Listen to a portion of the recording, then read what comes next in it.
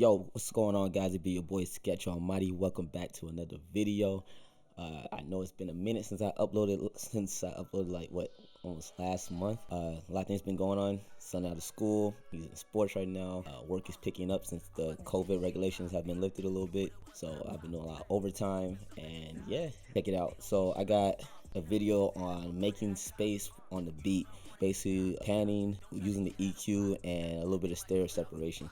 So I'm gonna show you guys how to do that. I got this beat that I'm working on. I'm gonna go ahead and play it, and nothing's mixed. I'm gonna play it from the mid part of the verse. Actually, I'll just play it to the chorus. All right.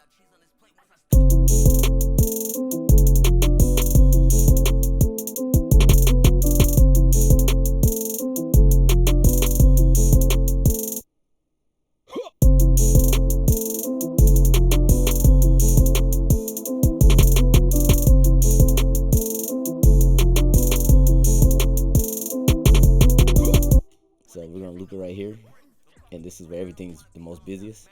I'm gonna go ahead and put these on the mixer and have them where they're supposed to be set on the channel, and I'll show you exactly what I mean by making space. All right, I got everything sitting here on the mixer. Now, first thing I do is I start here in this area, and I start panning some of the sounds left to right.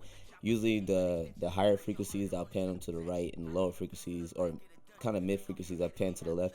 And then with the 808 and the kick, or if it's a sub, I pan them different directions. So this the 808, I might pan to left or right, and then the kick, I might pan to left or right. Just the opposite of what they are, because I don't want them clashing in any type of way. So, and then I turn my kicks to all full mono, and the 808 to full mono.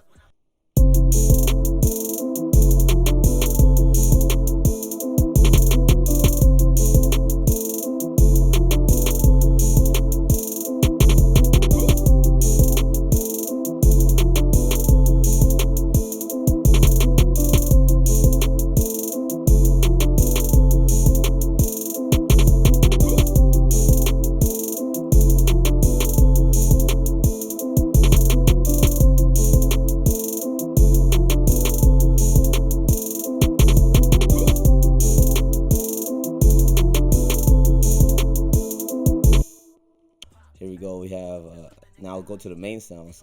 So I only have one main sound. Like I said, in the future I may be adding more, but this sound right here, I would just go here, get a stereo shaper or enhancer, stereo enhancer, and this way this can sound more open like this. I just turn it up halfway here, put it right there.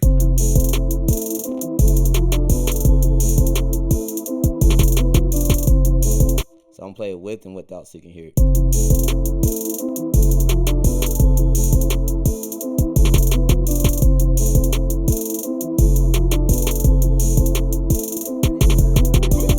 Alright.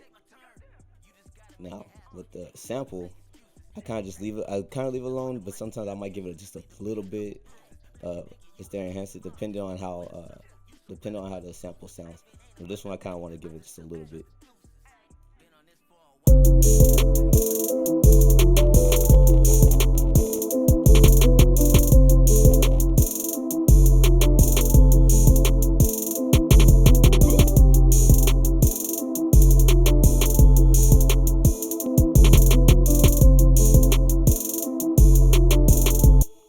To me, with the stereo shaper and also with the pan, it kind of gives it that 3D feel, like as if the sounds are around me and not just in front of me.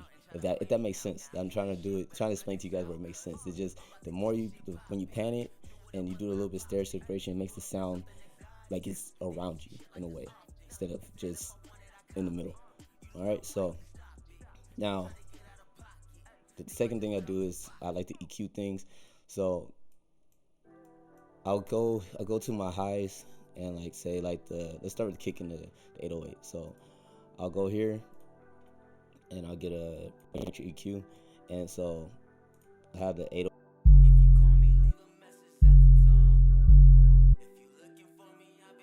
Sorry, and you notice in the 808 that is just this is the area that is taking up the most.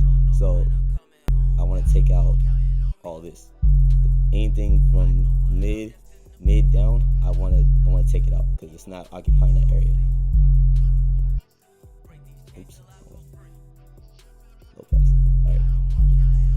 now I have it opened up more for the high end, so I can go ahead and when I do the parametric EQ on the hi-hats, the open hats, and all that stuff, I can take off everything that's on the low end. Because there's also still, even though you don't see a lot of it, it's still affecting some of the mid and the high mid. And you want to take all that out. Alright, and then I do the same to the kick.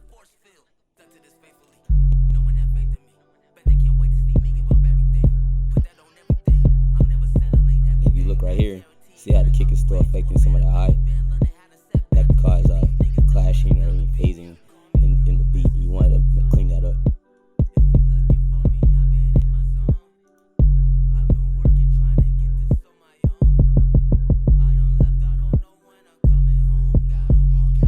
Also, what helps too, since the 808 is taking up most of this area, you want to take out some of that too. You can put it on like a steep 4.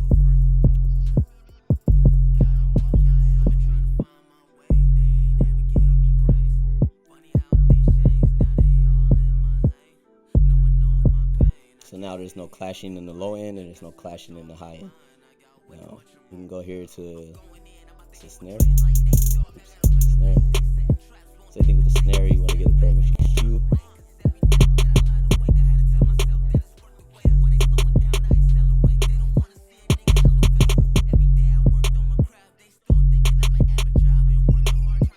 And the thing you want to look out for too is try to make sure it's not thinning out when it's thin, because when you go too far, it starts to thin out and you lose a lot of the body of the sound. So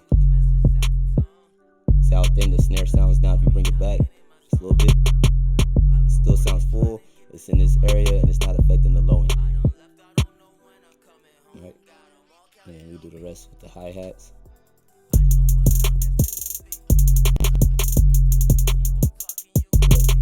So even though the hi-hats are not a sub frequency or a mid frequency, it still can affect the low end area.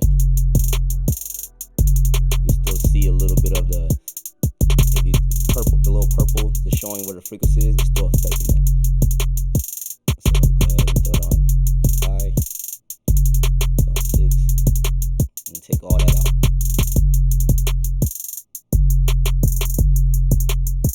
Again, not too much. You don't want to thin it out. All right, and then you do the same thing for the rest of these. So let me go ahead and just knock these out real quick.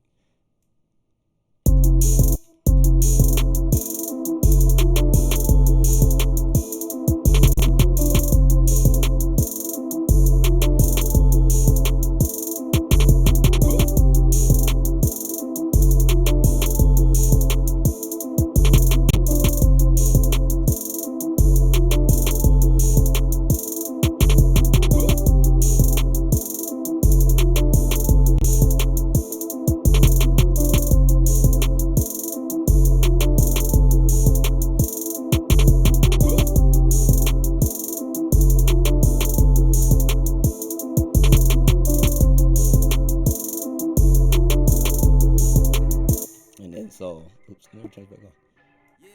Alright, so also when you're EQing your, like, say your sample or your mains or your melodies, you can go here, go to EQ. So, we have our EQ, right? And so, as you can see, it's taking up the low and the mid and a little bit of high mid. So, in this area, you want to EQ the sides off and then just kind of take out some of that low. Not too much, you want to keep the body of it.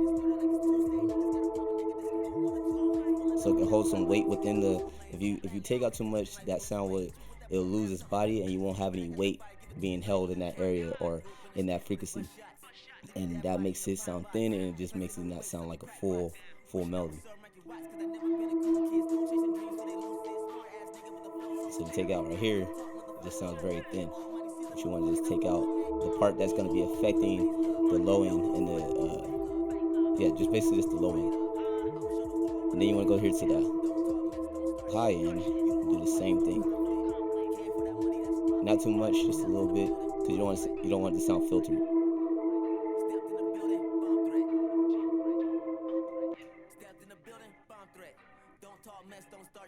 And then for the sample,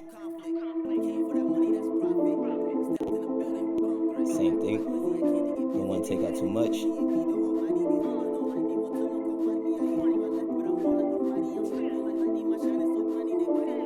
See, that sounds thinned out.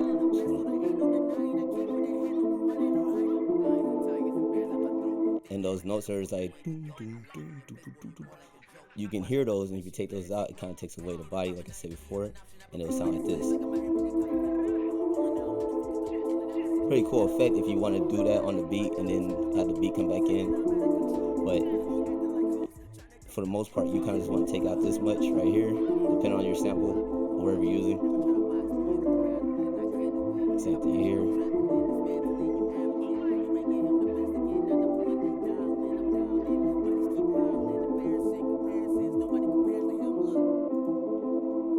There you go. And now everything's not cluttered on top of each other.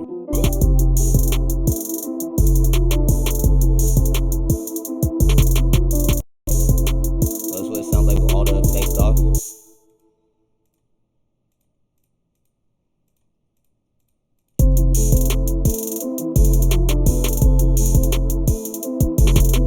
Turn it back on.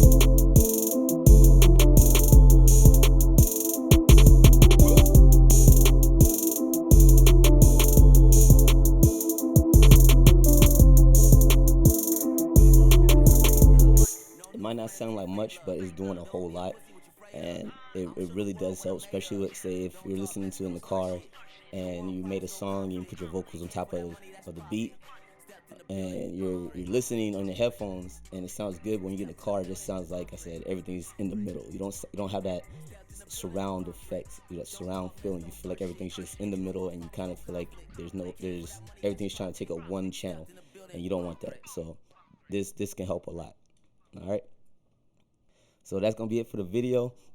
If this helped, let me know in the comment section. Leave a like, leave a comment, hit the subscribe button, that notification bell, so you can be notified whenever I drop a new song, new tutorial, or whatever. I just dropped a new song actually with my guy Sunny Zones. He produced the beat. I rapped over the chorus. It's pretty dope. You should check it out. It's called Good. Go over there, show some love. Catch you guys in the next video. Peace.